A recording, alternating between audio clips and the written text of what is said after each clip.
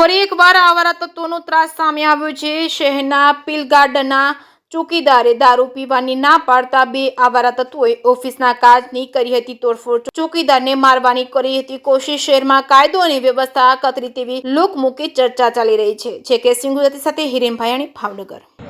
મારું નામ કિશોરભાઈ છે। પીલગાર્ડનમાં નોકરી કરું છું, ચોકીદારમાં। એ લોકો પીવા માટે આવ્યા હતા।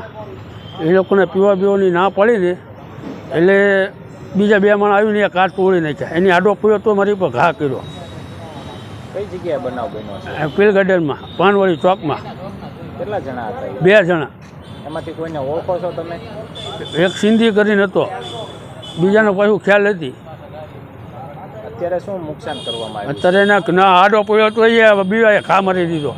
સિંધી કરીને છે એ શેનું નુકસાન કરવામાં આવ્યું? કાચને ફોડી નાખ્યા હતા। આ બનાવને લઈને તમે કોને રજૂઆત કરી? અમે અમારા સાહેબને વાત કરી કે અમારે અહીંયા કાચ ફૂટી ગયેલો છે।